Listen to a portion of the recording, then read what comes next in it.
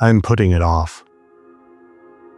That's exactly what Max King said when I asked him how a running life is supposed to end.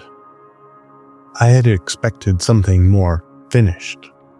He has had the time to prepare an answer and the resume to back up any answer he chooses. Max is the only athlete to ever win the world championships at both mountain running and the 100 kilometer, two events that are just from disparate ends of endurance. He's 45 years old now, and the morning we spoke, he had already raced a local 10-miler. He'd been sick all week, 2 days into antibiotics, and on a small uphill, he dropped a pack of younger men who had been gunning for him since the start. A man like that could retire the way a friend of his did, with a party and an announcement. He could fade away quietly, the way most do. Instead, he gave me the most honest answer I've heard. He said, "I've thought about it, Steve, but I'm putting it off. I don't have a good answer. I'm still putting it off." Here is what I want you to listen for today. Not the winning, though there has been a lot of winning. Listen for how many rooms this man has built inside the sport of running. The youth camps, a race he directs, the store where the runners are, the 5 teammates he still travels with 30 years on from when they last raced together. Listen for a teenage boy at a team race in the Oregon high desert crossing the line first and alone, and the camp staff asking him, "Where is your team?" He says that day changed him, and I believe him.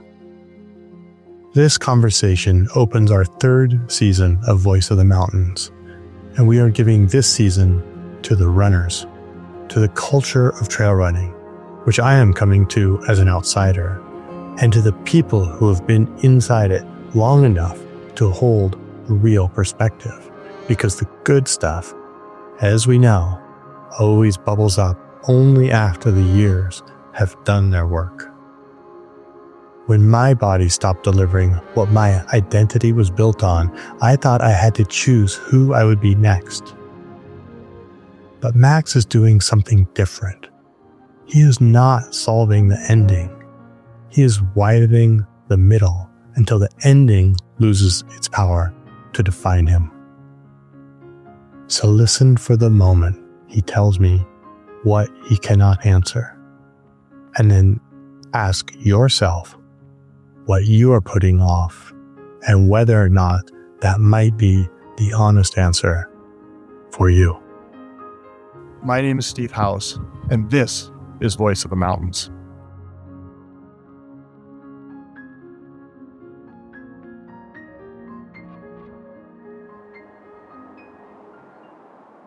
If you're enjoying the show and want to take the next step in your training, join our newsletter and receive a free 4-week sample training plan. Head on over to uphillathlete.com/letsgo, and once you sign up, you'll instantly get a link to try out some of our most popular training plans.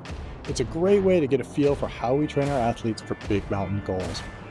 Check it out at uphillathlete.com/letsgo. That's uphillathlete.com/LETSGO. Max King stands alone in the annals of American distance running, being the only athlete ever to win both the World Mountain Running Championship and the World 100 Kilometer Championship, 2 events that sort of sit at opposite ends of the endurance spectrum. Born in California in 1980, Max has built a career of staggering breadth, competing at an elite level from the 3,000-meter steeplechase on the track to 6-day, 380-kilometer mountain traverses. His competitive range, running from a 3:56 5K to 2:14 marathon to a 6-hour, 27-minute, 43-second North American record at the 100-kilometer distance, as well as an incredible victory just a year or 2 ago at Dragon's Back race across Wales, is probably unmatched by, I think, any American runner, past or present. Max is now in his mid-40s and still winning races. He co-directs the Bend Marathon. He runs youth trail running camps, and he does a little bit of coaching. And like so many of us, when he was younger, he tried all the sports. He grew up outdoors, camping, hiking, surrounded by mountains. He tried soccer, football, basketball, baseball, and in his own words, was terrible at all of them, which all changed one day when he tried running for the first time and won the 3,000 meter race at his first track meet. Max, welcome to the podcast. Welcome to Voice of the Mountains. Yeah, thanks for having me on. It's quite a pleasure and an honor. Well, the honor's all ours. We're fellow Oregonians. We were just chatting a little bit before the show. And you kind of grew up in the southern end of the Cascades. I sort of grew up in the northeast corner. And now you lived in Bend, where I once lived nearby for a chunk of my career. And shout out to Central Oregon for just being amazing, right? Yeah, no, it is amazing. I didn't actually think about that either. Like where we grew up is kind of almost, well, it was opposite corners of the state, kind of as far as far away as we could get from each other. That's hilarious. I remember when I was 12, my uncle, who was teaching high school at Grants Pass at that time, not so far from where you grew up, he was like, "Yeah, let's go do this backpacking trip down the Rogue River." So I was like, "That sounds kind of hard." And he's like, "It's downhill. I mean, you just go down the river, so the trail's downhill." The trail was anything but downhill. I was imagining like this, and I remember like him telling me one day, dragging into camp, and he would just leave me. He would just like take off, and I came into camp, who knows how many hours later, behind him, and I was just. My feet were killing me and I was whining, and he just looked at me and he said, "Steve, pain is temporary." Wow. That's harsh for like taking a kid out there and just dropping him in the Rogue River Canyon. That's hilarious. That's great. Yeah. But I love that trail down there. I mean, that's beautiful. Anytime I can get down there, I do. And I love that area. It's an incredible area. And for anyone who doesn't know, I think that's one of these I love these hidden gems around Oregon that they're not, I don't know, famous national parks or big destinations like you get, obviously those big destinations like Yosemite, like everybody needs to go to Yosemite, absolutely. But the Rogue, I mean, it's not Yosemite, but it's very, very, very beautiful and special. Yeah, it's special. And it's a funny thing. I spent 3 years in Merlin, Oregon, which is right there, the jump off point for getting on that Rogue River Trail, and Glease is right there. And I was like, we basically had a house right there on the river, right there as you kind of come into Glease. And so I spent 3 years there, and I'm still angry with my mother for selling that house and moving us to Medford area, Central Point. In fifth grade, because it was amazing out there, and we had acres of land to run on. It's kind of where I grew up, just kind of running through the woods out there, and man, I loved it. And so that area is particularly special to me, and I go back there all the time, and it's really cool because it's my, that childhood home you first remember. So yeah, I'm sure.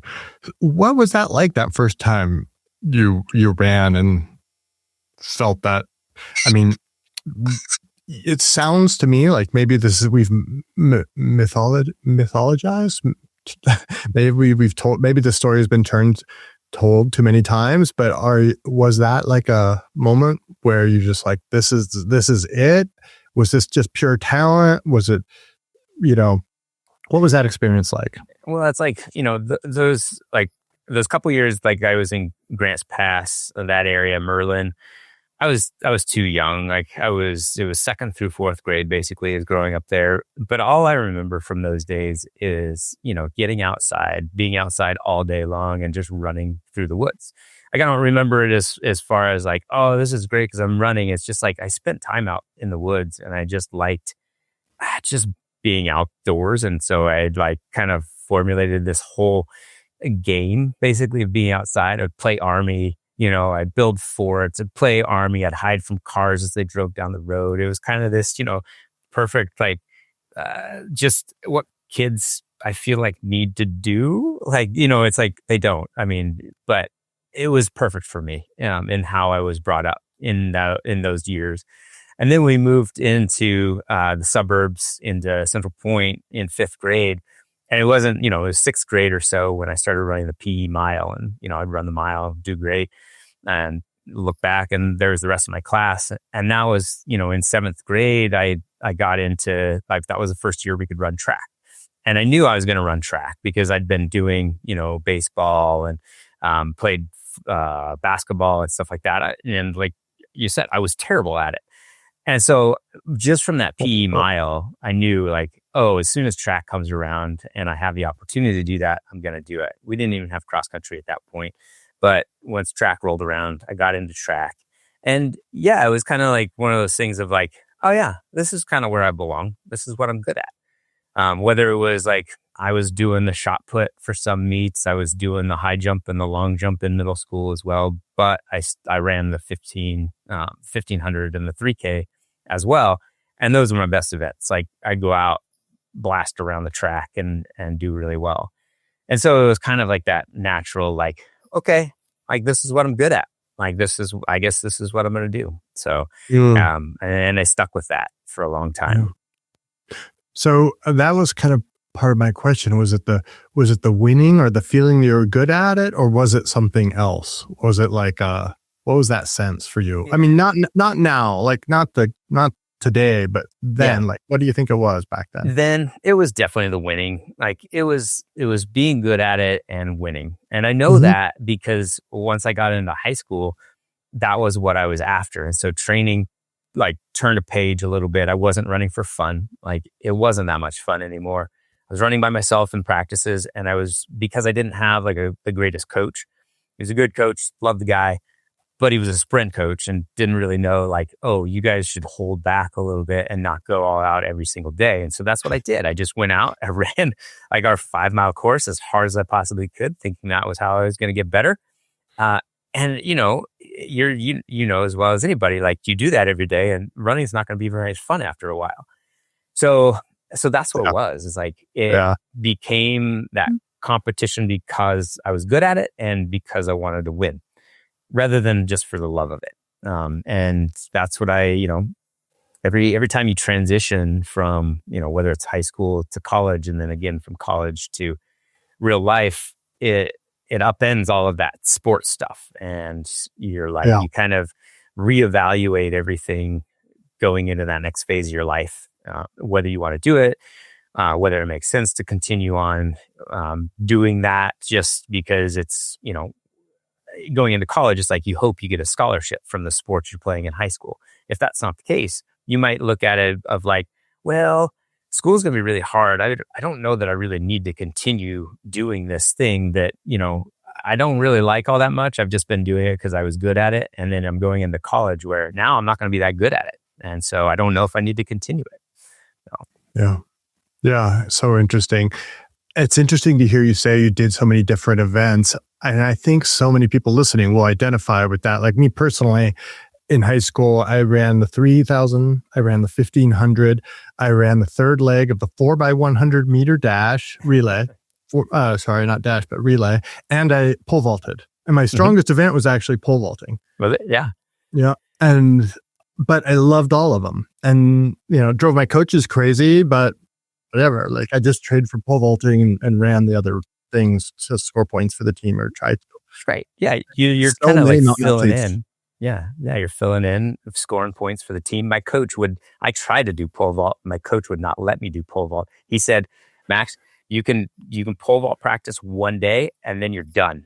So that's what I did. I went over to the pole vault. I got one day of practice, and he's like, now you're done. I don't care if you're good at it. I don't care. You're done, because we got to score points at the distance events, and you're dangerous, and you can't continue on in this sport. That's so funny. Yeah. So you went to Cornell and ran in college. And how was that transition? Like you said, some of this sort of fell away. You needed to, and I think that this is so interesting to understand, like, what that transition was like as a runner for you. Yeah. And this was a big deal. Like, going into college, like, I was going for the education, not for sports. I ended up going to Cornell because I got not athletic scholarships, but sport, like scholarships to run in college. Like that's the way the Ivies work, right? It's like they don't give athletic scholarships, but they do have scholarships set aside for people who are on in sports and stuff. It's a little bit different. So like I was definitely recruited into college, and I was pretty unsure of like even going in over the course of that summer whether I wanted to continue running, but I'd been recruited for it. I was on the team. So I was like, well, I'll give it a try and continue on running. And so that's what I did. Once I got there though, like I realized like with a different coach who knew what he was doing and would pull us back a little bit, with a team that I got to run with every single day now, it was a completely different atmosphere and a completely different thing in college than it was in high school. It wasn't me going out alone, pushing every single day as hard as I can go. It was, actually training. And that actually became really enjoyable. And I loved it. The team aspect of it is what got me through college. And that was one of those things of like, I've always said to people like Cornell was really hard for me personally. Like I was in chemical engineering. I was taking, 4 technical classes and an elective class every semester. And it was really hard on me. I did not want to go back after my first semester. It was kind of like I had gone from straight A's in high school to getting B's, C's, and shoot, I even got a D in my first engineering class. And it's like, I don't know if I could do this. I don't feel the same as I did in high school. I learned to live with that side of things, of just getting through it. But what got me through the rest of the 3 years was that team, and that having that team of runners around me and that support system. I see a lot of people come into college and give up all of that just to focus on academics or to go into a frat or a sorority or, the social aspect of college. And I always feel like that's such a mistake because that was the one thing that kept me in it basically and got me through those last 3 years of college. It was huge to have. It made me really appreciate that team dynamic and that team atmosphere. Made me love training. And I did it got way more out of me than I ever would have by myself. My potential went through the roof. And I did really well in college and eventually made it to NCAA championships in track and field and cross country, goals of which I never even imagined starting out my freshman year. Tell me more about that group. That group. So on Wednesday, I leave to go down to Tahoe for a ski trip with 5 of those guys. So every year we have a ski trip with guys from the team. And so I still keep in touch with them. And those 5 guys are, they're pretty much the only 5 people that I keep in touch with over the past 30 years, from high school, college, anything. And they're guys from the team. And so, this as well as anybody does, when you are on a team like that and doing very difficult things with them, it kind of binds you guys together in a very special way that you don't get from anything else. And it's that hard work together. It's suffering together, all of that. And so that's pretty special. And so I still have that going. And it was cool. Yeah. I think there's something to it that in that, the doing hard things, as you said, but by doing hard things yourself, it's very vulnerable, right? You're you're at your limit, you're sometimes I wouldn't say breaking down, but you're raw, you're exposed emotionally as well as physically, and to be around other people and then, how it works in a team like that, you don't all sort of have your rawest moments at the same time, typically, right? You sort of go, you take turns, if you will, and you all get to see all of each other and your best and worst. And that has it's I think the parallel for me is my climbing partners, right? It's maybe different in the sense of a team, but very similar thing where, the guys that I've just seen, I'm absolutely crawling on their knees and still somehow pushing through, and what that does to our connection. I think that's really interesting. Yeah, yeah, absolutely. I mean, and you guys, as far as climbing partners go, it's not like a formal definition of a team, but you guys are more of a team out there than I would say we are even in cross country, because you guys are relying on each other for your lives. And that's a very cool aspect of it. It's like you guys have that connection because your life depends on it. And I think that makes it even more so, whereas we're not in that state of emergency out there, but at the same time, we're doing like day in and day out, and we're working toward that same goal at the end of the year too, just Right. like you guys are. And so we work through an entire season toward this one goal. Every day we're out there like busting our asses and just working really hard. And so at the end of that, especially if you make your goal, like it kind of really kind of shifts everybody's kind of like mindset from individual to like the collective team aspect. And that I saw was really cool. We would, one of the people I still keep in touch with is my coach from that time frame, Jerry Smith. He lives in Syracuse now, and he's the person that I attribute just getting so much out of me. And he was like old school, dressed in all black, carried a stick, and the gray hair just like a mop, just flowing. Everybody thought he was crazy. He would make us work harder than anything I have ever done before. And it kind of like built that foundation that I've kind of used in the rest of my career of like, I did that in college. I can do anything now. We used to do hour and a half, hour 45 hill workouts where we'd just be running up and down hills in the summertime in Ithaca, New York.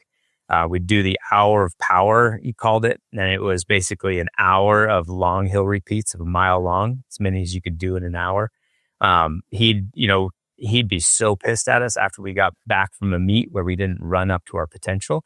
The next morning we would get a drilling, and then we'd be out the door for a hard 20 miler.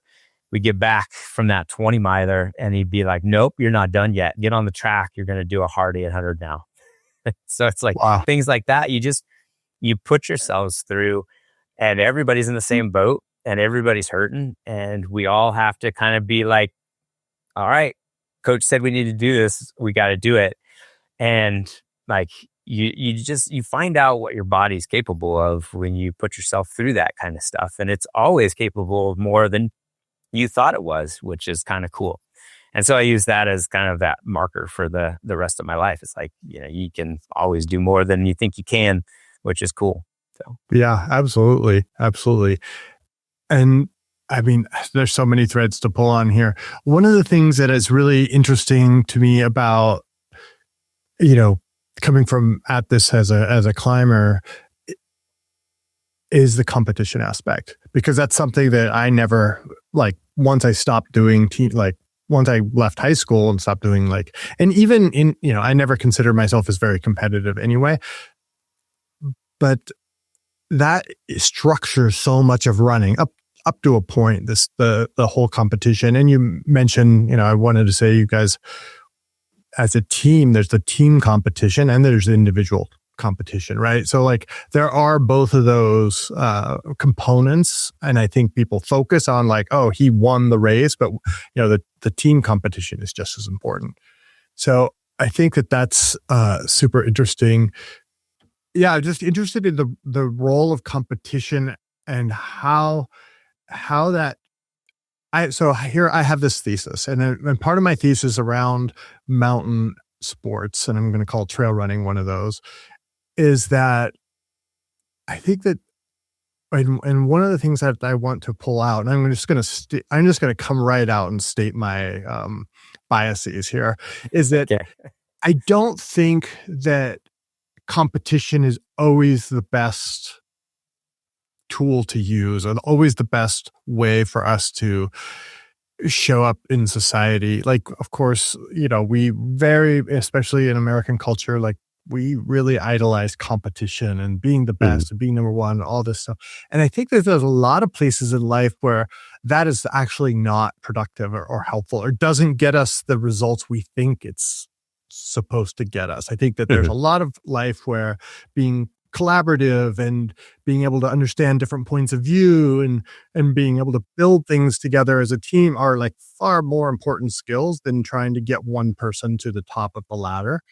And I think in climbing, I feel like there's ample evidence for that, or from my own experience, because we don't compete. We just don't. And for the most part, I mean, they are climbing competitions, of course. How does that, in trail running, I feel like one of the things that's so interesting is the huge breadth of events that there are now, from a 50K to a 300 miler, and, out and backs, and, loops, and, ones with lots of support, and then things like Barclays. And I mean, there's just like this massive range of things, some of which, UTMB finals is going to be about crown the best, trail runner of the year, or whatever, or the world champion. And then others like Barclays, I mean, you just win by surviving and completing it, ideally, which not very many people do. So, like, how does competition, like, as you go through this, you're at Cornell, it's an Ivy, it's very, chemical, of course, you didn't even pick an easy subject, Max. Come on. No, I know. Yes. You picked one of the hardest things to do. And I'm a veteran of organic chemistry, and that was the hardest thing I've ever done. So how did you process that? How do you think about competition then, when you were in college? And then I want to come back to like what your perspective is on it now, but what was that like then, being part of a team and competing and racing and being in this incredibly, I presumably, I wasn't there obviously, and didn't go to an Ivy League school, but how was that competition for you at that time? That's kind of, the competition side of things is kind of, it's what I've built my whole career on. Right. And so it's been a big part of like everything that I do. And most runners do, right? I mean, they do. They kind of have to. I mean, part of like, if you like, not everybody has to. There are definitely those runners out there in the community that are those adventure type athletes like you would get in climbing and skiing. You just don't know who they are because they're kind of out there on their own, doing their own thing, and they're not showing up to the local races and competing. Totally fine. Like there's, that is a completely valid way to go about the sport of running, and something that I commend people for at this point, because I see that as actually a positive thing. For me personally, like I like both sides of that. Like I really enjoy getting out there now for that adventure aspect of the running. And I just go out and it's a very non-competitive day with some friends, like doing, a mountain traverse somewhere.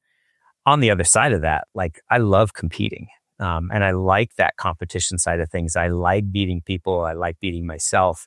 And so in that respect, like that's kind of like what's kept me in it to some extent over the years of just like, I'm competitive still. Like I want to keep doing it, and I'm going to work hard and train to hit a competitive goal that I want to hit. And so that's kind of kept me going and kept me in it. I was just talking to somebody about this the other day of like, as I've aged and as I've gotten further along in my career, that is becoming less of like a driver for me, less motivation, because I can't continue these training blocks like I used to. And I know you said you didn't want to talk about training, but here we are. And so that like it's changed over the last 5 years or so of me getting older. I want to go into the mountains and be on a big adventure. And I want that. I would love for the model of sponsorship to be able to accommodate that in running. But if you're trying to be a professional athlete in running, it's all about that competition side of things. Whereas in skiing, climbing, and some other sports like outdoor sports, it's not dictated by how fast you are and how many races you win, but by how big your projects are, by like the cool things that you're doing and the scenery that you're moving through. And I see running as a very similar sport, but all sponsorship's been dictated by that competition side of things. And so I'd love for it to kind of transition a little bit and to accept some of that adventure side of things, because I think there's a spot there for that sponsored athlete to make their living off of like being out there in the mountains, just doing cool stuff. Sorry, we got off on a little bit of a tangent there, but that's kind of the way how I'm viewing that competition is like, that's where I've come from. I love it. I like beating people, but it's changing for me at the same time. And so I see Yeah. where both sides are valid and are part of that sport. And you mentioned the collaboration side of things. Like you see certain things where collaboration is more advantageous than competition. And I'll give you an example of that. Like in the running world, Barkley is exactly that. I learned that last week. It was much more of an advantage to be collaborative with a group of 5 of us than it was for me to like try to push off the front, because I'd just end up at a book looking for it and everybody else would catch back up to me and we'd all be looking for it. And so there was no point. It was like that collaborative effort was much more of an advantage than trying to all of us break the race apart early on. It was just working together made it better. So there are those cases. Yeah. And I don't think there's any tangents. This is all just a natural conversation. So that, and I think that's so interesting. So one of the things that I'm curious about, and you mentioned like not being able to do the training blocks, and you mentioned which would like sponsorship and running to evolve, and I couldn't agree more. And I got to say, like, I think that I did a podcast with my past longtime friend and climbing partner Mark Twight, and I titled it "The Responsibility to Remain," because I've been trying to get Mark to come back into the climbing community more, because he's got such wisdom and so many interesting things to say and so much perspective, so much to teach, so much to share in his mid-60s that, of course, he's not climbing hardly at all anymore because his body's destroyed. But he has so much to give. Like it's like this stuff that he has now is like the best stuff of his life. And I think that, it's a lot like, great writers or great painters. They often do the very best work of their life at the very end of their life, because it takes all that experience base to be able to see something new or in a different way, or to create to have a really strong point of view on things that other people see but can't quite find a point of view on. And so that's where I think that, that's where to me, if I may interject this, is where I see you and some of the other guests we have on here, your role is to have a point of view that you can only have because you've done all the things you've done, and that gives you clarity and a perspective that other people just can't have. Like whether it's a CEO of a clothing company or somebody who's just been, the latest upstart hero that won the race last weekend. Yeah. They don't have that, but Max King has that. Well, I mean, I don't know if I have everything or the answers to all of it or any of it really. But yeah, I mean, to some extent, like I've been around now. I've seen a lot. I haven't seen the most. Like there's guys in their 60s who are still in the sport that I look up to, that have seen a lot more than I have because they were in it from the very beginning. And so they've seen more change in the sport and stuff. And that's super cool to me. I look back at, just how things were before I even entered the sport in about, 2008, 2010. And it was completely different 10 years before that. And it's completely different now than it was when I entered the sport of trail running. And so, yeah, it's great to see those changes.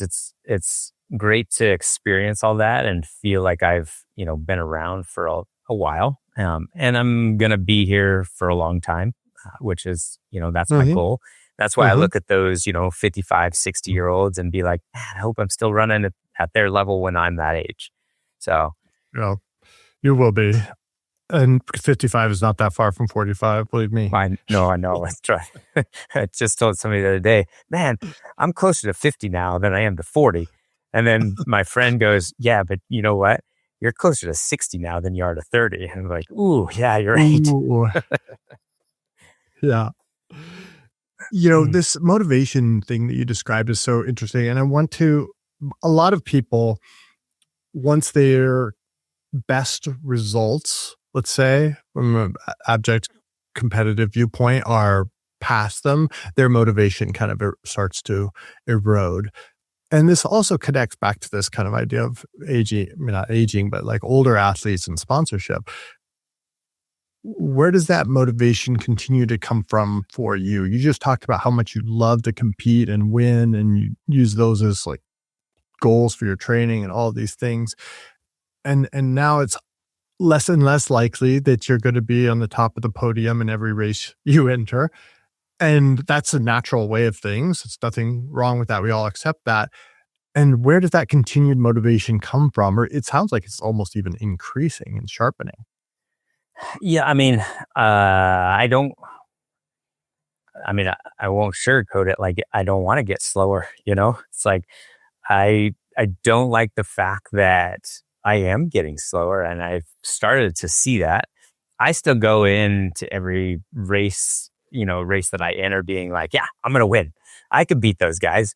I used to beat them like 5 years ago. I can still beat them. If there's somebody in the race who is like pretty high level, and I'm like, yeah, until I get beat by him, I still think I can beat him, and that's, I don't know, like that's my mindset going into these races sometimes. But like, I don't, the competition is, I realize like I have to change those expectations to some extent, that's just hard to do.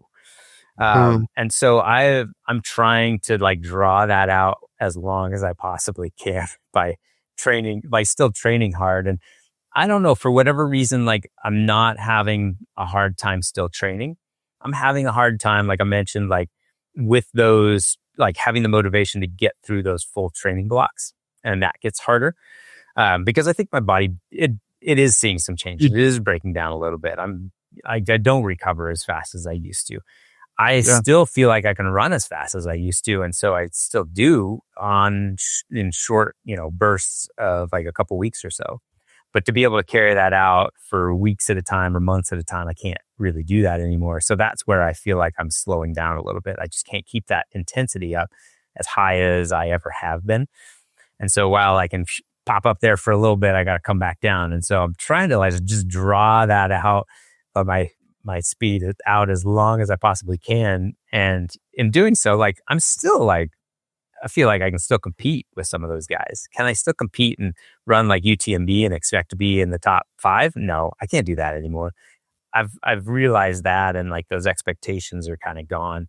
But can I just ran a 10 miler this morning, and my friend that's 26, he was gunning for me. There was a high school kid out there gunning for him, so they were both gunning for me. And then there was another kid in the shop that just moved here 2 weeks ago. He's like, oh, I might finally be able to beat Max. And so he was gunning for me. We had a group of about 5 people just like charging through about 5 miles, and then I just dropped the hammer on a little uphill, and I was gone. And I was like, yeah, still got it.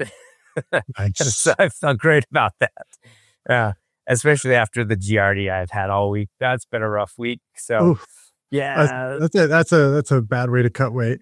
Yeah, I know, but it felt light. So, I've had that all week, and then I started some antibiotics, I think it was 2 days ago, and it's amazing what antibiotics will do for you. So I felt pretty good in the race this morning, but it was like things like that. It's like, it's a local race. It's a 10 miler, and it was super fun. So if you line up at one of these races and there are some guys that you think you can beat and you don't beat them, not today, but another day, like afterwards, what happens to your identity? What is that inner dialogue?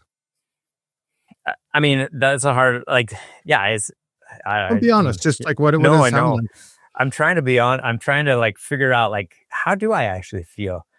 And, for the most part, it's like, I'm super happy for them. I've always been like, I'm a very gracious loser. At least I want to be. And while there's a little like tear in my heart when somebody that has never beat me before beats me, I'm really happy for them.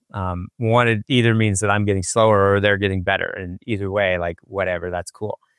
I like that, I like people that I can compete with. When I have a race like with someone head to head, and we're just battling it out, that is more fun, even if I lose the race, than if I go out and I run an entire race all by myself and win the race.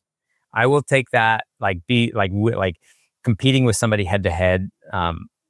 every time over just going out and like obliterating the field. Like it's more fun to do that because I like that competition. That's like ingrained in me. Uh-huh. And so like, but if somebody beats me, and it's pretty high level and they've never beat me before, yeah, it's a little like, man, that stings a little bit. They've never done that before. And it's happening more and more now. And that's Maybe why not I that go back. bad. What? Sorry, I didn't mean to interrupt. No, that's all right. I just like, it's not happening that often, but it's happening. And that's why I'm trying to draw it out basically. And what is that?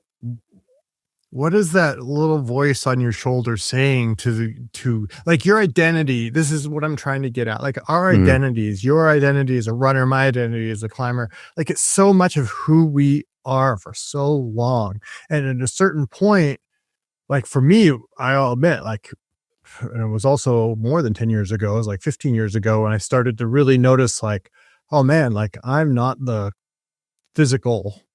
physically capable of what I came to expect and even take for granted.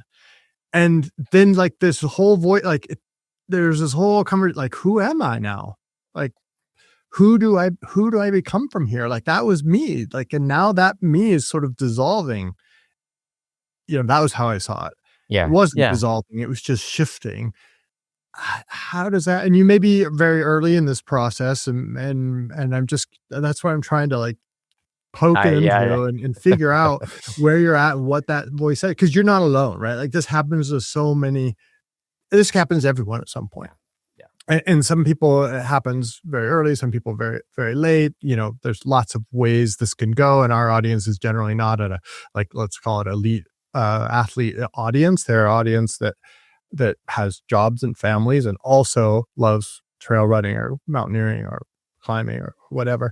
And they're doing, at least 3 or 4 different things, and they have their own identity. But for a lot of us that grow up and are good at a sport, and then we reach a certain point and we are not as good anymore.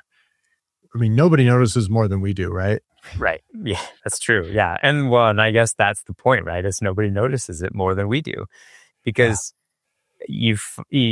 like I've been thinking about this a lot the last couple of years of how to like end your career. Like you do just up and retire and say, I've had friends do that of like, I'm done. I'm out. Yep. I put it up on social media that I retired and I'm done. There's people that just kind of fade away and gradually like continue to compete, or they just stop competing altogether and just kind of fade away. I've been struggling with that of I am getting slower. Do I just fade away? Do I retire? I don't want to retire. I'm not going to retire. Like I had a buddy here in town, like did that. He had a retirement party. He's younger than I am. He's 39 and had a retirement party for his professional career. And I was like, nope, that's not me. I'm going to keep competing as long as I possibly can. And just keep it going. I imagine I'm going to fade away into the sunset at some point. And I've thought about it, Steve, but I'm putting it off. And that's why I don't have a good answer. I'm still putting it off. And I don't know what I'm going to do when that time comes and be like, yeah, I'm just not as good as I once was. And I'm not, I see it already, but I can still do the types of things that I've always done and want to do. There's going to come a point when that's not going to be the case anymore. And I'm just going to be out there in a race just to run it, not to really compete for the win. And I don't know what I'm going to do at that point or how I'm going to feel, I guess. So I don't know. Could I suggest something? Yeah. It doesn't have to be black and white.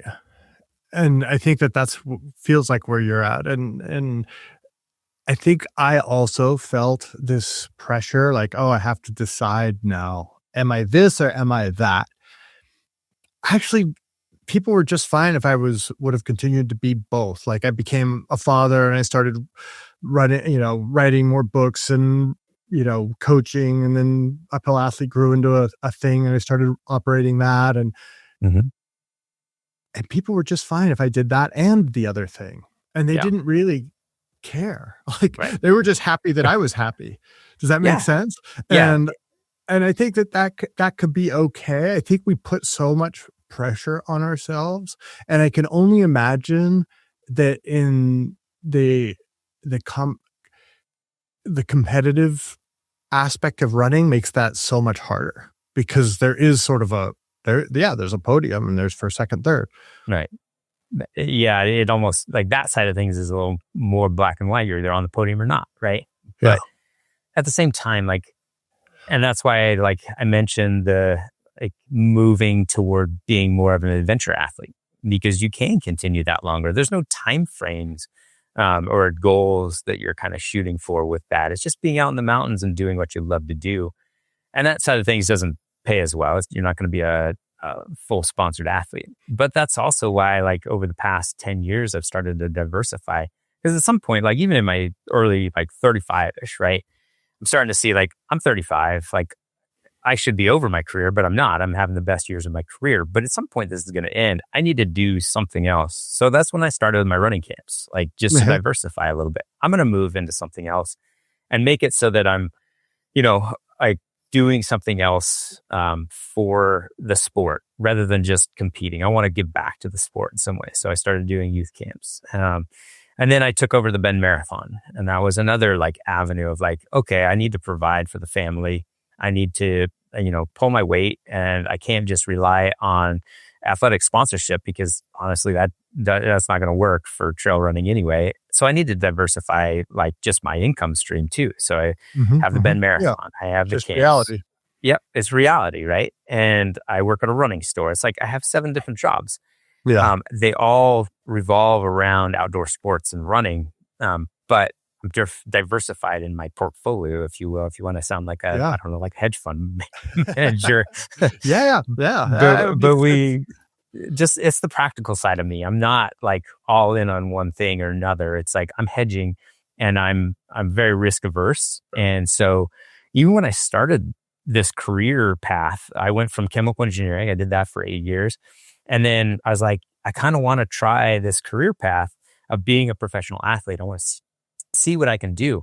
And when I did that, it wasn't like one day I was like an engineer and the next I was just a professional athlete. It was engineer to professional athlete / work at a running store, and that's half my income. And it was diversified at that point. And those things have changed over the course of the years. And so, like you said, it's not black and white. And for me, it's never been black and white of like sponsored athlete or not. I've always had these fallbacks of like, yeah, you know what? If I get hurt in a year or two, like I'll be okay. Like I'll figure it out. And I've always got these fallbacks in mind of like, shoot, at some point this career is going to be over. What am I going to do then? And what is my identity going to be when it's not being a runner on top of the podium? And, it helps to kind of diversify and figure some things out. So like you have Uphill Athlete, and you have other things, and I have the Bend Marathon, and I have my running camps, and all of that sort of stuff. And so it really helps in your transition from being that athlete to being somebody that is in the outdoor space, or specifically mine, the running space, without having to rely on being at the top of the podium.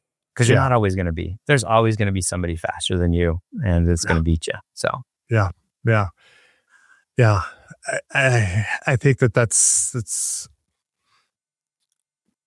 so many ways, so many things I'm thinking of. Like I've told this story before, but my a very close friend who unfortunately died, named Uli Stack, who was an amazing alpinist from Switzerland, and his brother was a professional hockey player. And he and I used to have this conversation in our 30s, in our late 30s. He's a little bit younger than me. He was like 3 or 4 years younger than me. And he used to say, well, somebody tries out for my brother's job every year. I was like, what? One year he didn't make the team anymore. Like, and he was whatever. I think he was 30 or so. I mean, those kinds of like really, especially full contact sports, and power sports, right? Like you just don't, it's hard to skate as fast into old age old age, beyond 30 as it is to run endurance events. And so, just 1 year didn't have a job anymore and had to go be a carpenter, which is what he was originally trained to do. So, If you've been wondering whether one-on-one coaching is the right next step for your training, this is the month to find out. Sign up for coaching and receive a free 30-minute call with one of our specialists. Visit uphillathlete.com to learn more. Now, back to that show. it's just so interesting that in the mountain sports, we are sort of insulated from this in the sense of it is pretty black and white for lots of professional athletes. Like if you're in the NBA or you're in the NFL or you're in the NHL or whatever, like you either make the team or you don't. It's pretty black and white. Mhm. But I want to go back to sort of one of the black and white things that I'm very curious about. And I didn't know this about you, and I've followed you for years, was that, you were a 4-time Olympic trials qualifier. You did steeplechase, and you also qualified for a marathon. What was that like? That's an instance where it's very black and white. Tell me about that era, part of your running career, and what you look back on now and think about as being, let's say, I'm curious about, of course, sort of the extremes. Like what did you love the most about that, and what did you what do you think was served you the least well in that time? Yeah. Well, that was kind of a time where it was almost like a black and white. Like I took 2 years off of work, about a year and a half off of work in 2007-8.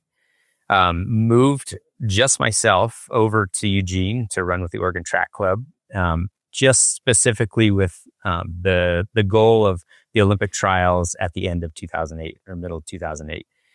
And so that was the time frame of my career where I was just an athlete. I lived and breathed like professional athlete all day long. And Steve, it sucked. Like it was not that much fun. I felt like a drain on society. Like it was amazing. Like I had some small injury issues at the time kind of pop up, and I had a couple of really good races. I got my PR in the steeplechase during that time, but the Olympic trials race went terrible for me. I didn't even make finals. That was the first time in about, I think, 3 years of running the U.S. championships that I did not make finals. And so it was kind of a bust for me. And I looked at that time of being like so focused on one particular goal and putting so much energy into it and almost choking, like kind of like on that goal at the end. Like we heard in the Olympics, last week of like, oh, they've been in a U.S. champion for the last like however many years, and they just choked at the Olympics. It's like, you put a lot of pressure on yourself when it's that big final goal that you've been building up to for that many years. And sometimes you just like circumstances just don't work and you just don't make it. And so during that time, like that was, so the story goes of like, I did the Olympic trials prelims. I didn't qualify for finals. And so the next weekend was a 50K race down in Ashland, Oregon. And I jumped in that 50K because I was so mad at myself for failing to make finals that I jumped in my first 50K race that weekend. First and ultra? that began my first ultra before I ever did a marathon at that point. And that kicked off my trail running and ultra career, basically, was that. And over the years from that point forward, like that was the end. I went back to work for another 2 years. And then I made that switch that I was just talking about into being more of an athlete and working in a running store. I had to make sure that I had kind of that part-time piece, because during that time when I was with Oregon Track Club, I didn't enjoy, I enjoyed the training. I enjoyed that side of things. But then I would go home after 10 o'clock in the morning and like sit around the rest of the day and not really have anything to contribute. And it didn't feel good. Like I didn't like that feel. And like I realize now, and which is why I kind of do a little bit of everything, is like I got to have other things in there to fill my life up, rather than just that training piece. It just makes it a more rewarding life for me. personally. Yeah. And what I realized, like over the next couple of years, like I made another Olympic trials in 2012 in steeplechase, and that same year I made the Olympic trials in the marathon. Both of them in like I think like a 4 or 5 month period there. Because I took all that pressure off. I've been running trails, I'd been running more, and I'd been keeping up that high performance intensity, and gaining a lot of strength from running these mountain races in Europe. And so I was better prepared for those events than I ever had been in my life when I was just fully focused on it, which was kind of cool. And so like had my what did I place that year? I can't remember what I placed in the marathon. Ran my fastest time in the marathon at 2:14, and then came back a couple months later and ran the steeplechase and was 6th at the Olympic trials. So I was pretty proud of that. Yeah, that's a lot to be proud of.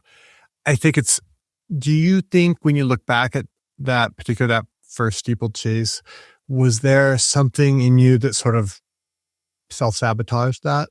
Or was it just purely bad luck? Yeah. No, I mean, there was some self-sabotage to some extent. Like I mentioned, like I had a little bit of an injury issue that I did not know what was going on. And I was looking to the support system that we had around us on the team, the coach for like pushing me through workouts when it just hurt, to the massage therapist, the chiropractors, the trainers who didn't really know what it was, but I wanted them to figure it out. And I was just in pain every day. And not really like being able to kind of do the amount of training that I wanted to do. So part of it was that injury of like not being able to train properly. But I, looking back, I was probably pretty well trained, but I didn't have the trust in the system because they couldn't figure it out. And so to some extent was like me being a little bit mad at the coach, because he didn't understand what I was going through and things like that. And so that's a little bit of that self-sabotage of just thinking like that negative thinking that doesn't do anybody any good, Yeah. I mean, everybody manages this at some point, right? Like whatever their level, I think. And we somehow, some part of us thinks, oh, we don't deserve to be here, or we didn't, or like, who knows what the things are that come up, right? But everybody, I think that's a universal experience. And I don't think you need the competition for that. Yeah. One of the things that fascinates me with trail running is when, and again, like I'm purely coming at this, going to declare my biases, like coming at this as a climber, right? Where like the mountain is there, the season is 2 months long. You can kind of walk over there anytime during that window and expect sort of these general range of conditions, and you can go up there or not. Like the weather might be bad on Sunday, but good on Monday. Like it's all this sort of very, I don't know, chaotic thing. But with racing, it's on this day at this time, the start, and in this place, the gun goes off, and this is the start and this is the finish, and whoever is across the finish line first wins. It's very kind of structured in a way. And when I was first learning about training, I was always really perplexed by this, like how to deal with this as a mountaineer, not knowing exactly when to peak and all that kind of stuff. I would get all geeked out on that. But with that, what is the difference between running that 50K down in Ashford as a race versus running that same exact course one day or 1 year or 9 months and 3 days later and running the same distance? What is the difference to you? What changes between having the other people around that you're competing against or not? And you're getting at two parts to that too. So the one piece is the people around you in a race atmosphere. And that's that competition side where my body elevates. Like when I get other people around it, like I'm going to get more out of myself than if I'm doing a time trial. Like I have this ability to elevate, and get more out of myself. The other side of that you're talking about of like, yeah, it's scheduled for a certain day. So kind of how to like ramp up to it and schedule that stuff. I like the kind of the aspect of you have one chance. So this comes down to a lot of like those big competitions of like, it's scheduled for a day. You're either ready to go or you're not. And I've always prided myself a lot on being ready to go and being somebody that can get ready to go at a moment's notice for a competition. Mm-hmm. And no matter what the conditions are. And so the worse the conditions, the better it is for me, because I feel like that messes with a lot of people mentally, where that was coming from that college training side of things. And my coach, that's one of the things that he instilled in me is like, you're ready to go. You shut out everything else around you. The conditions don't matter. And the worse that they are, the better you're going to do. And I've carried that with me the rest of my life into all my competitions. And so like if we get a race that's like wet and cold and nasty, it's like, oh, this is it. I know I'm ready for this. Like, I love this. Do I like training in that? Absolutely not. But when it comes to a race, it's one of those things that's like, well, you're throwing more curveballs at not only me, but the rest of my competition. I know I can handle it, but I don't think they can. And Right. so it kind of helps, helps me. It's an injection of chaos, and that chaos will destabilize at least some percentage of the competitive field, whether it's 10 or 50 or whatever it is. And that just takes them off the kind of plate for you, if you Yep. will. Yeah, exactly. And so I like not having that ability to kind of schedule that of like, oh, weather's bad today, let's give it another day and we're going to do it tomorrow. It's like, nah, we're going, whether it's We rain, said we're snow, going or and we're shine. going. Yep. Mm-hmm. Mm-hmm. Mm-hmm. Yeah. So one of the things I want to ask you about, you're one of the, I would say, sort of OG ultra runners that also ran internationally, as you said. You went to Europe and ran. Your world champion was in Albania. World championship in trail was in Albania, I believe. Not a place that a lot of Americans were going to back then. Still kind of an off the beaten path gem of a country to visit, and super beautiful. What is it? And you've also raced in Asia. What are the cultural differences? What's the difference between doing, like, let's try to compare oranges to oranges as best we can. Like, let's say, like, I don't know all the races you've done off the top of my head, but let's say a UTMB qualifier in North America versus a UTMB qualifier in Europe versus one in Asia. What are the differences going to be?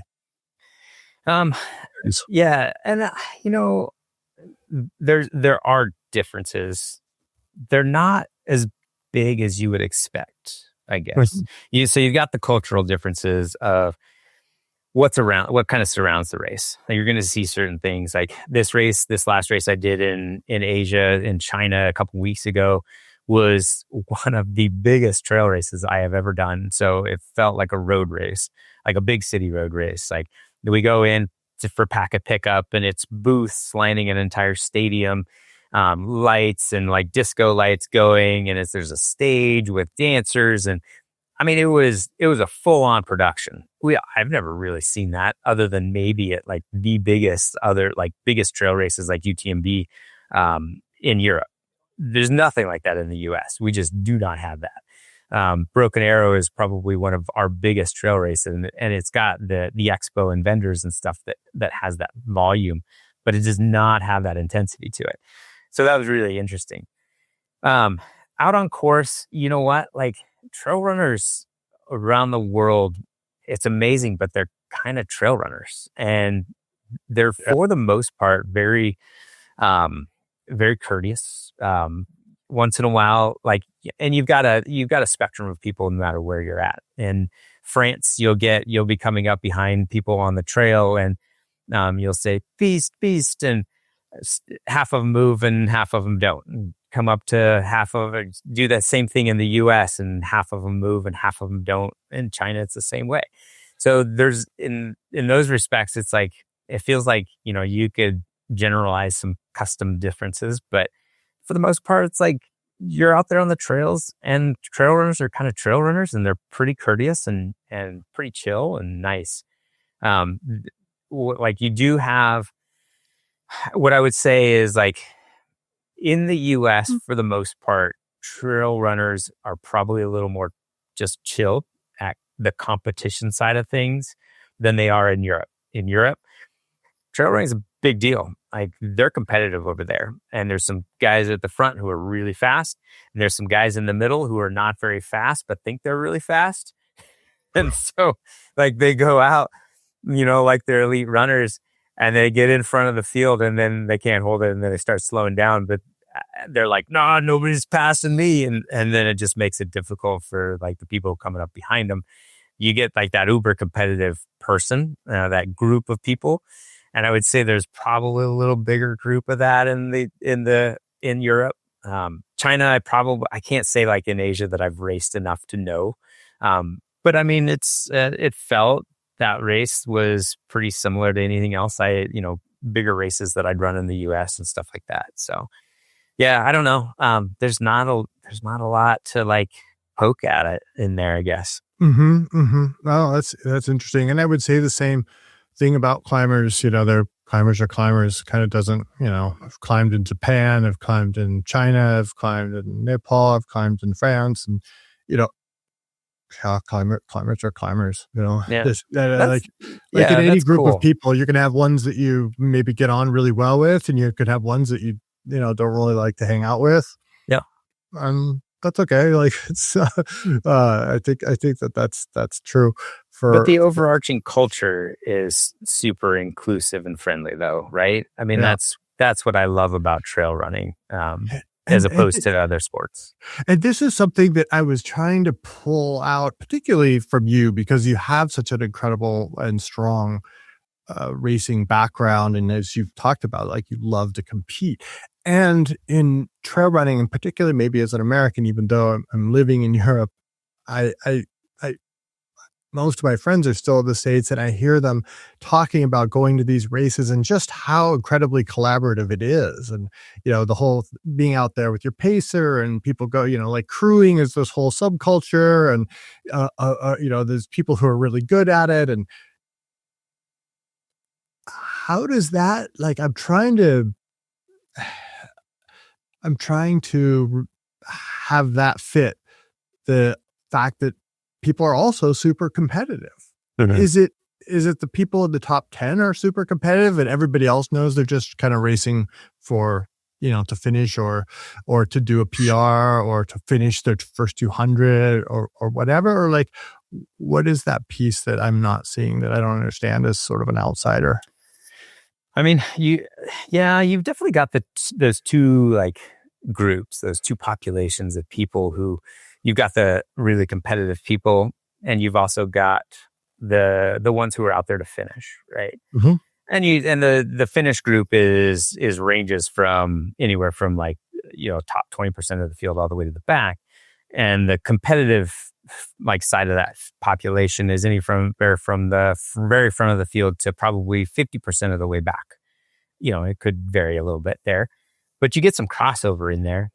Mm-hmm. But what's the beauty of it is like the competitive people understand that you're competitive and you're trying to do your best and you're putting your best out there. You're competing against the other people around you, but you're also like out there as friends, right? Mm-hmm. If like one of the things that is explicitly stated at most trail races is if somebody goes down in front of you and needs help, you have to stop and help them. And it's not like trying to remind people that it's like, oh, you just need to give up your entire race and just help that person. It's like, be a good person and help somebody that goes down. Your race is a lot less important than your fellow competitor being safe out there.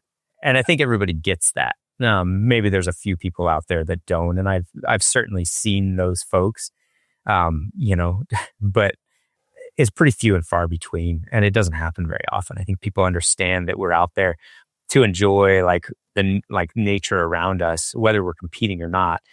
This is a sport, and it's meant to be fun, and it's not the end of the world. Like if you fail your race or if you don't make your goal.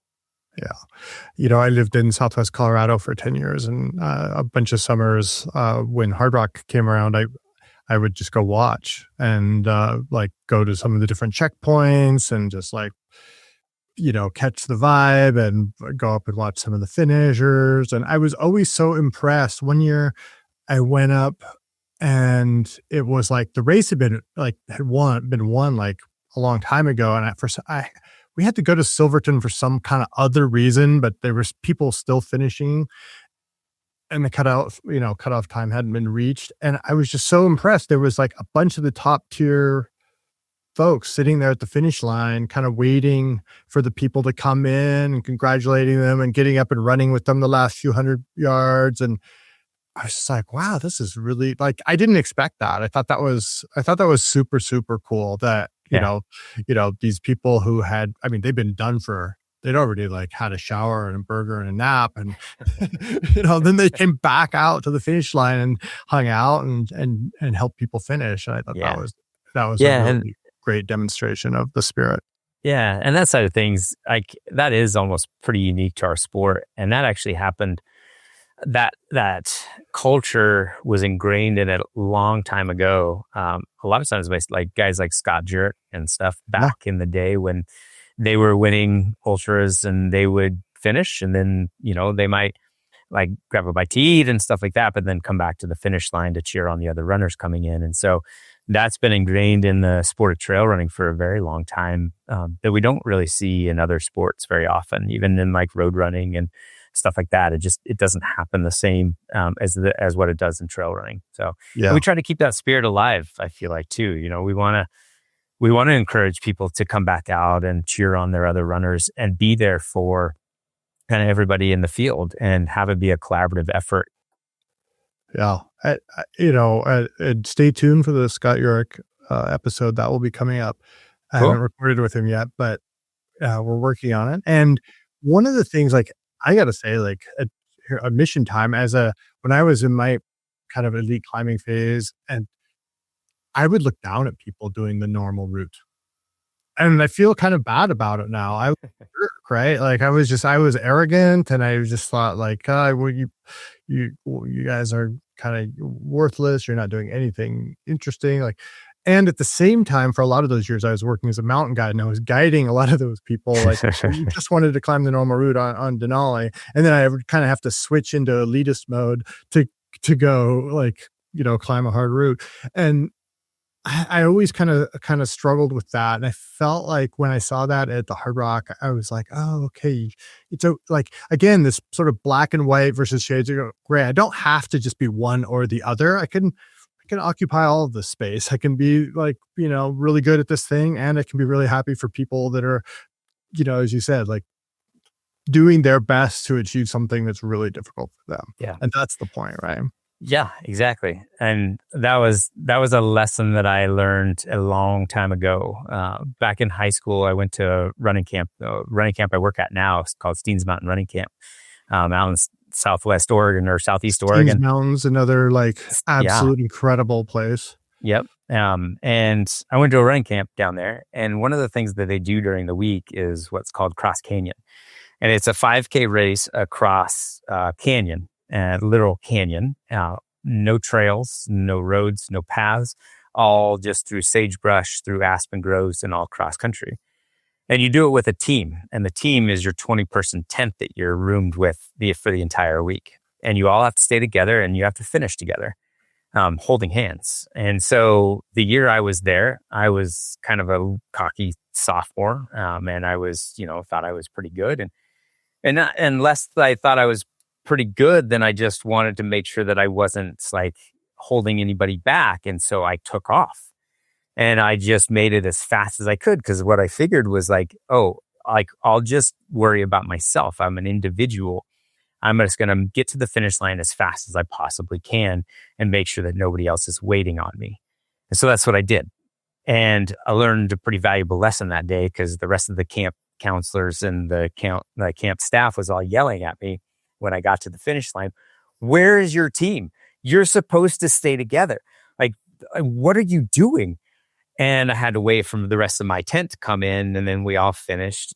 But it was a really valuable lesson. And like, you can't just like treat it like you're an elite all the time. You have to like, there's a balance between these things, and that working together as a family, as a team, is really important in certain circumstances. And so like, ever since that day, like I have been, it changed me. Like that was one of those like life-changing moments that I can still remember, of like making it so that I have the ability now to lead these youth camps and run with the kids and be like, you know what, kid, you are doing great.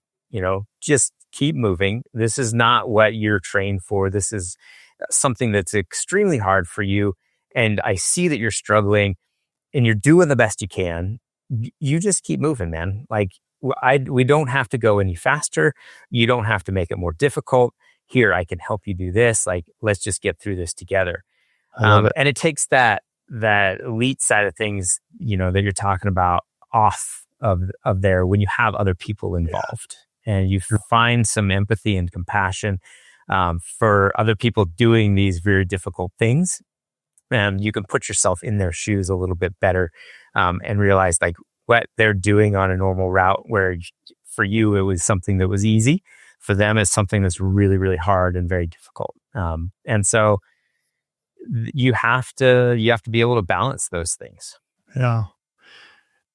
So, this is a great segue to Barkley, because, this is the opposite end of the spectrum from the Olympic trials, where Barkley marathons, like nobody knows really what the course is. There's no prize money. There's no podiums. The start time isn't really, or even day isn't really known. Very, most people don't finish. I mean, hardly anyone. How many people have finished ever? It's like 10 or something, 20, right? 20 people. Yep. 20 people have finished it, and all the time, how many years it's been going on. It's the most sort of anti-commercial, almost philosophical version of trail racing that you could come up with. Why Barkley? What is it about that attracts Max King to that?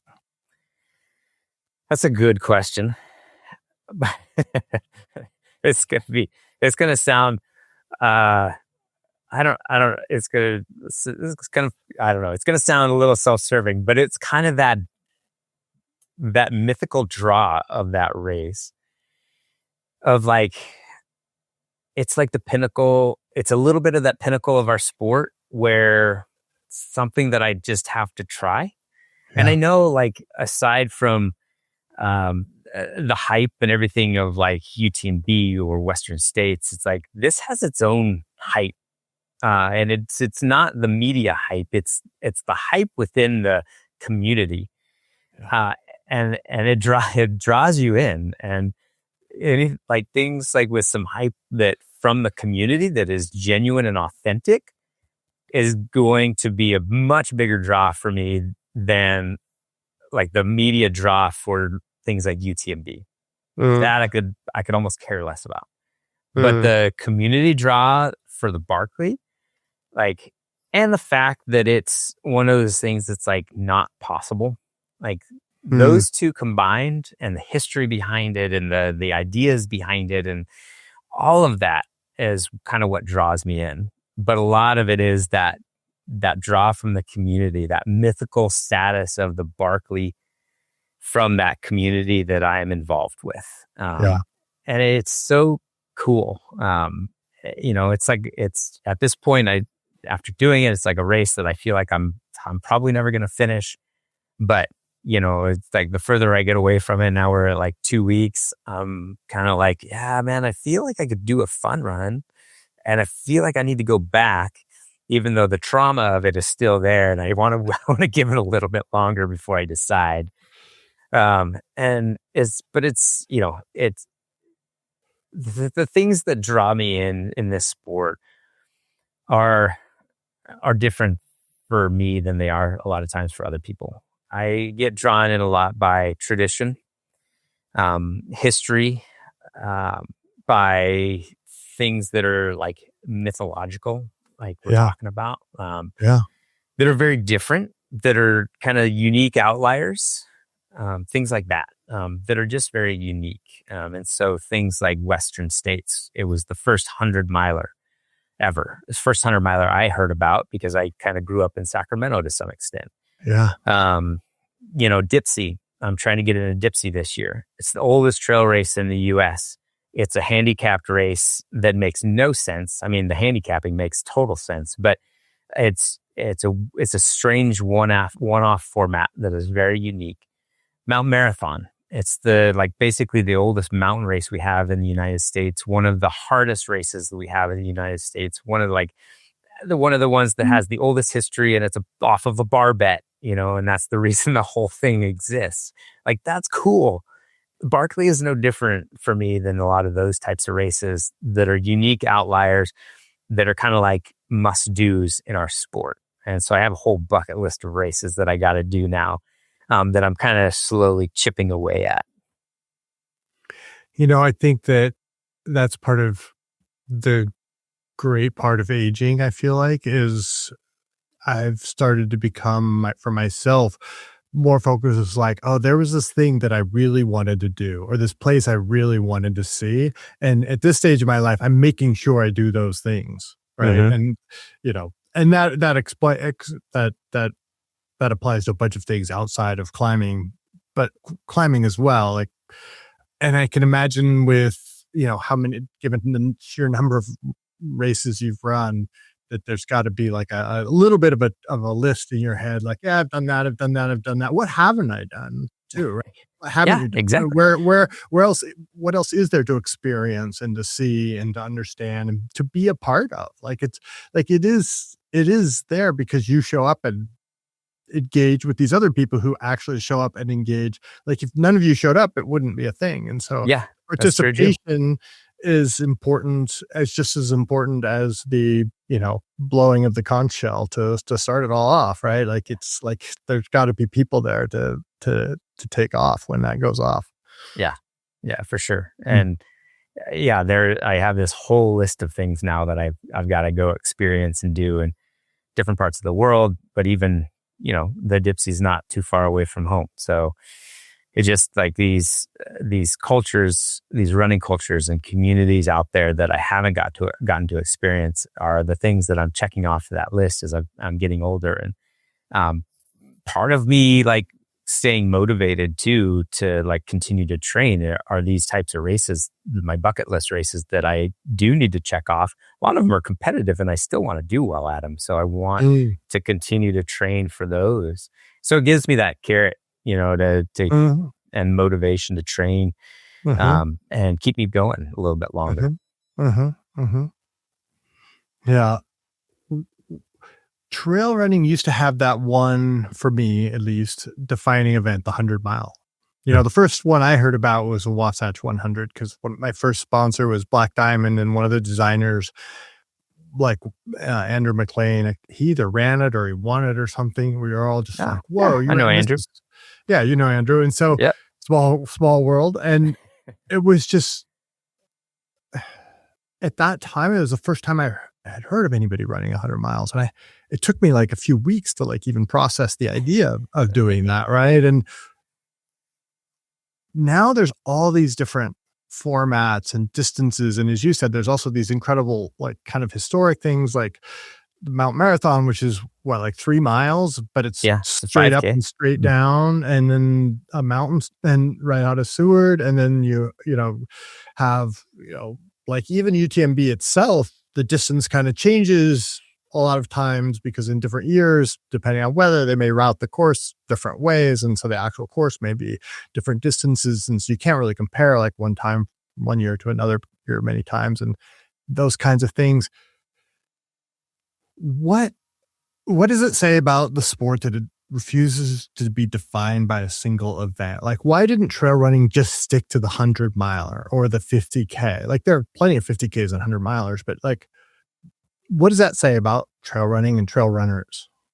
Well, I mean, like, I think that you've got to have the variation in there and that breadth of distances in order to get to that 100 milers. Because you can't go from like, with the road running, you have basically you kind of have up to the marathon, and you have 50K, 50 mile, 100 mile after that on the road. But you have this huge base of road runners, right? And marathon kind of tops out right there. And a lot of those road runners, they trickle over into the trail because they're like, I want a different challenge. Well, they can't jump from the marathon to the 100 mile. Like, you can. I've done it, but it's a long ways to go. I wouldn't recommend it. But for everybody out there who wants to kind of get to that 100-mile distance, you have to have those intermediate distances, right? So that's one reason, is just the practicality of like building up to that. It's like, oh, well, you want to get into trail running, like do a 10K first and then run a 20 miler and then a 50K and 50 mile, 100K, 100 mile. And then you've got like, for me, like I didn't want to just jump right into trail running and go from my steeplechase training to 100 miles. It's like, I wanted to utilize, and I still do. Very rarely do I jump up to 100 miles and treat myself like a true like ultra runner that just does long distance races, because that's not my strong suit. My strong suit is about the marathon distance or below. Half marathon to marathon is where I'm really strong. And I want to race trail in that bandwidth, because that's where I'm, strongest, and that's where I'm competing the best on a world stage. And so that's two, right? And you've got these trails that are absolutely phenomenal trails, these routes that aren't 100 miles. Like take Sierre-Zinal. It's a really old historical trail race. Goes from Sierre down on the valley floor in Switzerland up to Zinal. And it's 20 miles-ish.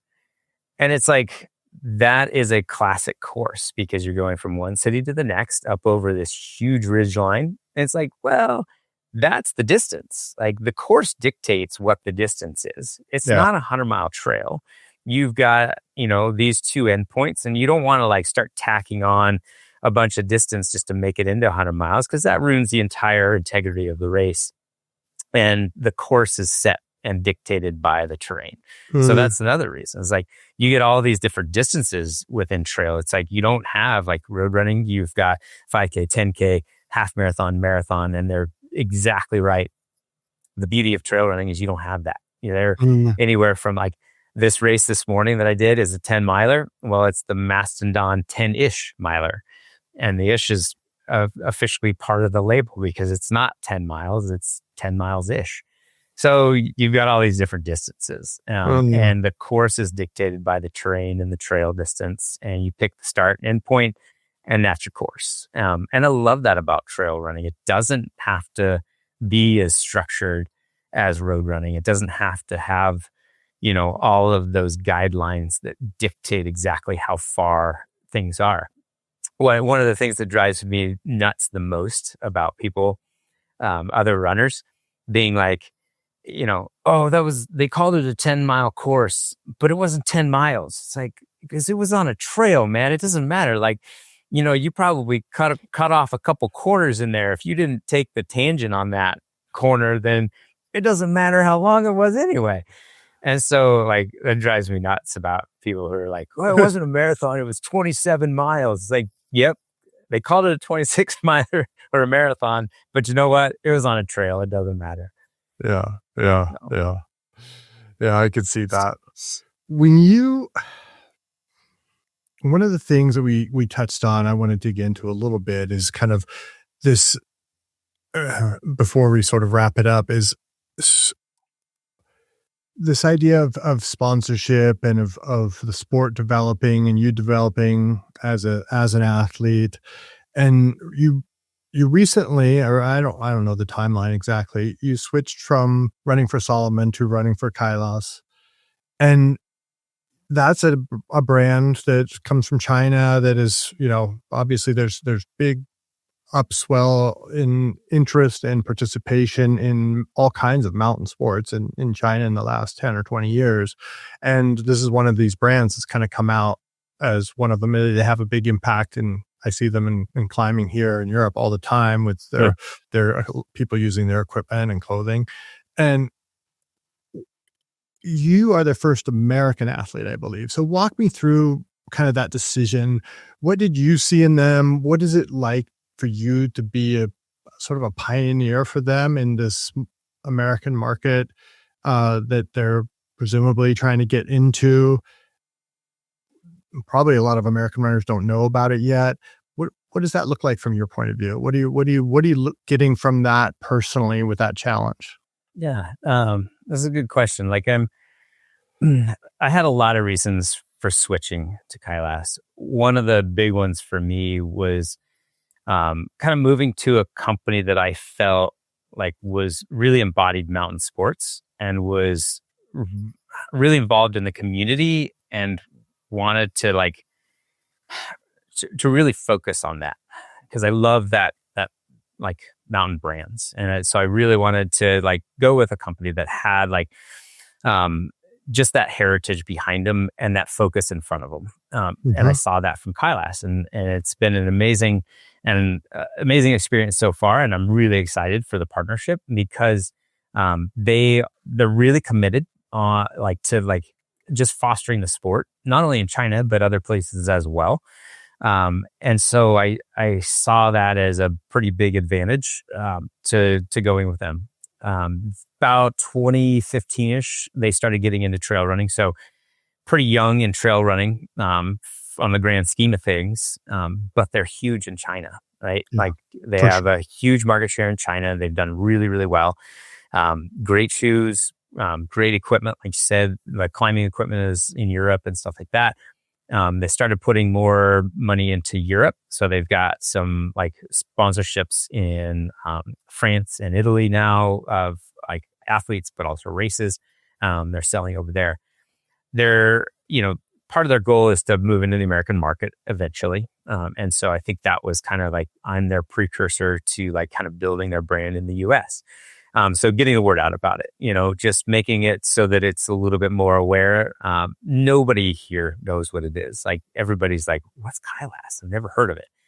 And it's just it's just a brand that's newish on the stage and kind of coming into their own in a lot of other countries and really young in the US and other countries. So I'm excited to see where things go. They have this one of the things that I'm super excited about is what they have is called Fuga Mountain Club in China. And it's these offshoots of basically trail running clubs all over China that is basically building up and fostering the sport.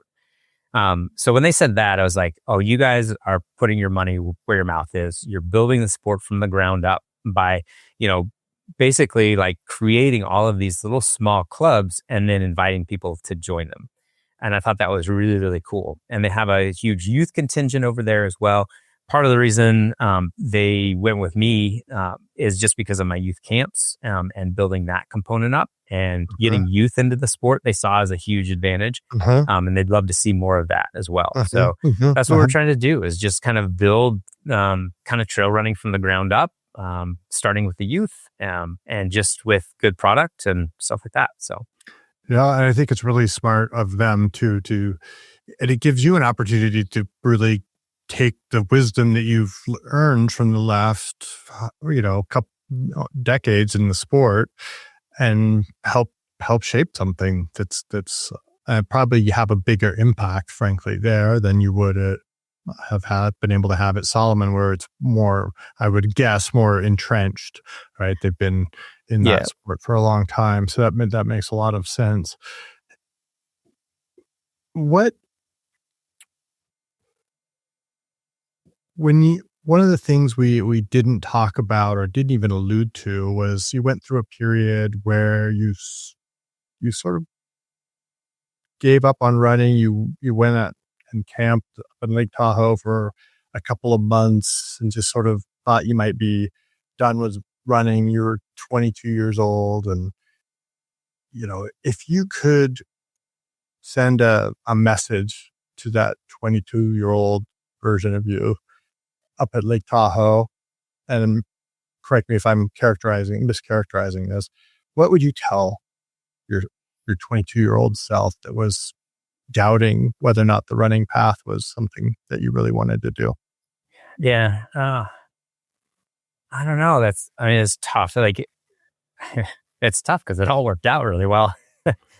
I, at the time, like I was burnt out from college from having that really intense 4 years there. And so I, I needed a break from running, and it was a great break. And it was a good thing that I did it, because I don't think I would be here if I had tried to push through. I think, what, I think what it did for me is kind of reset expectations for this sport that I ultimately love. I just didn't know it at the time. And so in kind of like taking that time to reflect on that and reset those expectations, that helped set the tone for the rest of my career. And it's why I am where I am today. I think if I had come out of college and thought, oh, I'm a professional runner, and then I would have and tried to get a sponsorship or whatever and make a go at it at that time, it would have been probably 3 or 4 years, burnout again, not seeing a lot of success or sponsorships, and then go into chemical engineering, and I would still be there, Whereas I did it the opposite, and I liked that opportunity to do the job have that career in my field at the beginning. And I did that for about 8 years. And then I transitioned over into that sponsored running side of things. And now I'm where I am, and I really enjoy what I'm doing and want to keep going.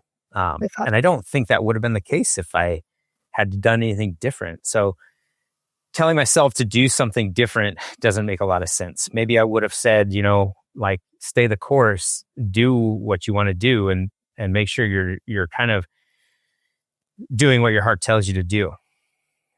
I think at that time, probably I was conflicted on what I was doing, but it's been so long ago, I don't really remember if I was doing what I wanted to do, or if I felt like I was being pulled into running. Because I don't think I was. I think I kind of organically got pulled back into the sports that I kind of really enjoyed doing. And so after some time off, I started just moving again, biking, hiking, climbing, swimming, all that sort of stuff. And then got back into the sports, and then whittled them away until the one that I was both good at and I truly loved, the running side of things, was what I ended up with at the end of the day. Yeah. Yeah.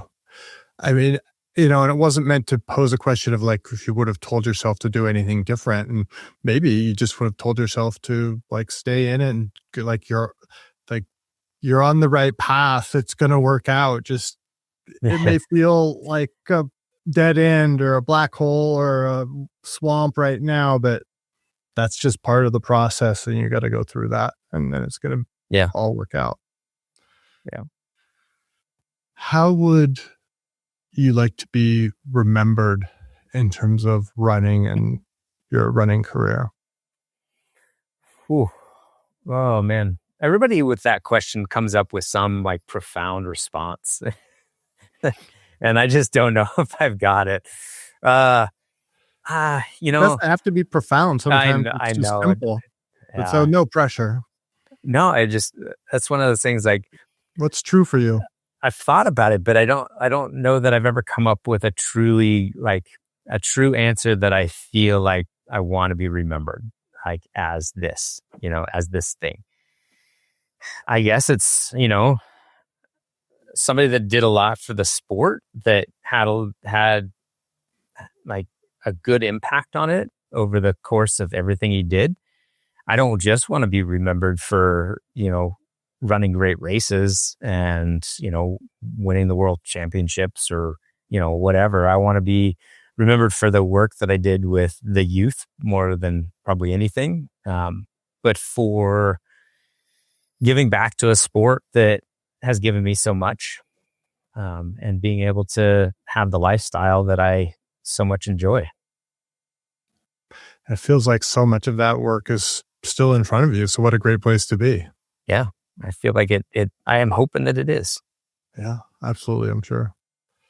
Well, thanks so much, Max. It's been really wonderful talking to you. Been a big fan for a long, long time, and I've always enjoyed following your career. And it was great to kind of connect and get to dig into not only your history, but your philosophy of running.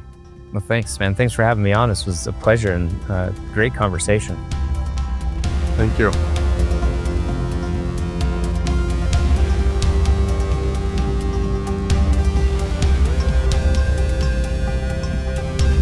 Hey, real quick before you go, everything we publish, the articles, new podcast episodes, and the live webinars are announced first in our newsletter.